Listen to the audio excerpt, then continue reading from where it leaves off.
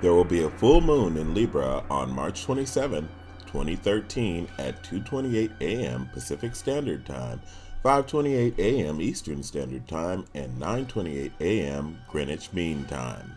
Time to clean up and weigh out how much we value balance and order in our lives with the scales of the Mother Goddess Ma'at that vibrate through the scales of the zodiac, Libra.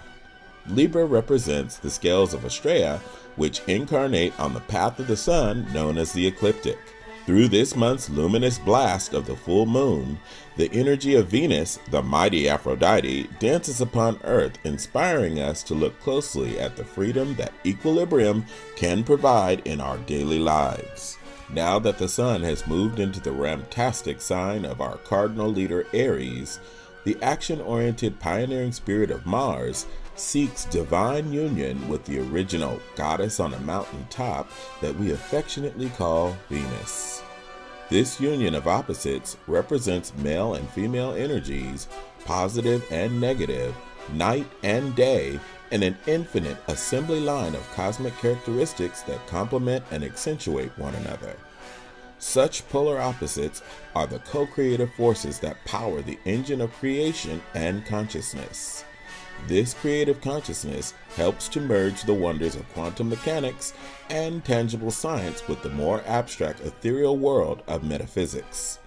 This symbiotic process of oscillation creates a coherent wave of manifestation born from desire, inspiration, and dreams. The full moon is a time of evaluation, maintenance, and fruition. It is the peak of the emotional lunar cycle that began 14 days prior with the birth of the new moon. Why is this important, you ask? This current moon cycle began with a stellium in Pisces. A stellium is just a shortcut word that astrologers use to describe when there are 3 or more planets in one zodiac sign on the ecliptic.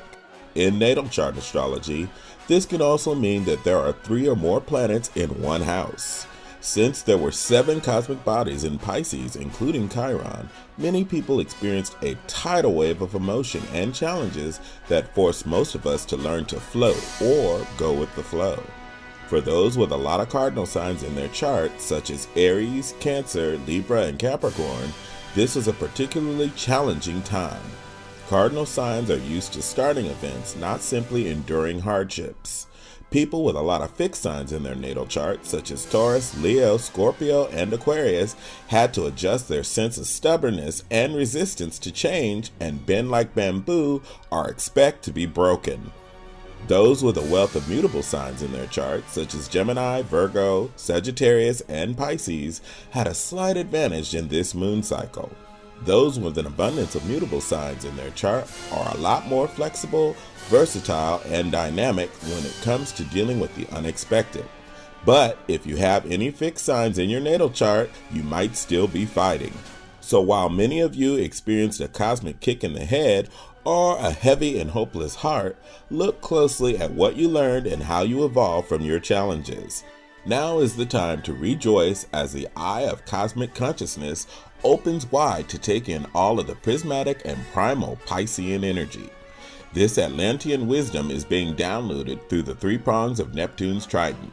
Since Mercury came out of retrograde on March 17th, expect this month's divine union of Mars and Venus to be downloaded on a broadband frequency that may go beyond our collective understanding of the electromagnetic spectrum. The cosmic magician will reach the point where he went retrograde around April 7th, clearing and clarifying the trans-dimensional matrix of communication and boosting the creative flames of action and creation heralded by Aries the Ram. Aries arrives in the spring in the northern hemisphere, while Aries represents the arrival of fall for our friends down under in the southern hemisphere.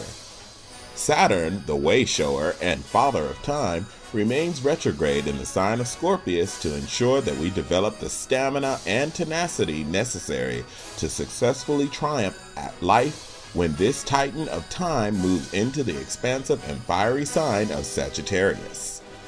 Libra is the ruler of the 7th house of the zodiac ecliptic that rules marriage and partnership of all varieties. The goddess of love does not discriminate in its discernment for those who can have a successful relationship, provided that both parties show dedication to resolving all conflict with authentic, honest, and sincere efforts.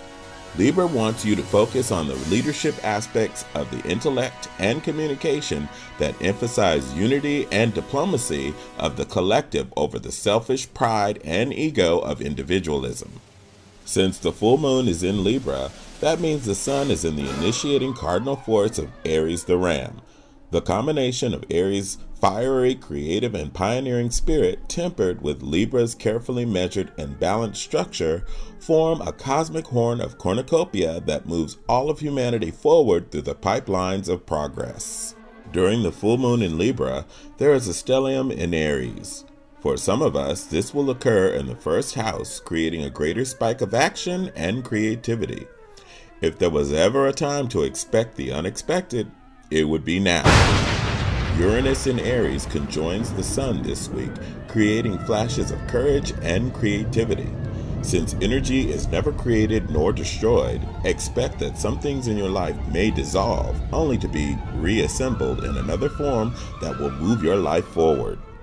In astrophysics, Venus is the second planet from the Sun with an orbit of about 224 Earth days and a rotation of about 243 Earth days. This beautiful and hot planet has huge volcanoes and a planetary spin that is opposite of the other planets in the solar system. On planet Venus, the Sun rises in the west and sets in the east. In astrolosophy, the Iliad epic written by Homer suggests that Venus is one of the 12 Olympian gods of the Dodecathlon, making Venus a child of Jupiter with Dion. In Hesiod's Theogony, Venus, or Aphrodite as she is known in Greece, claims that Aphrodite arose out of the sea foam after Zeus castrated Kronos. Venus is the Roman goddess of love, beauty, pleasure, and procreation. She is known by many names among many cultures all over the world. Some of her names include Aphrodite, Ixchel, Astarte, Hathor, Freya, Ishtar, the Morrigan, and the goddess Isis, just to name a few. Venus rules over Friday and the zodiac signs Taurus and Libra. The universally recognized symbol for women is called the Mirror of Venus, and it is the infinite circle of spirit above the finite cross of material reality. Libra is the 7th house on the zodiac ecliptic and represents one of the original 48 constellations documented by Ptolemy. Libra shares a mythology with both Scorpius and Virgo and has influence on all interpersonal and diplomatic communications.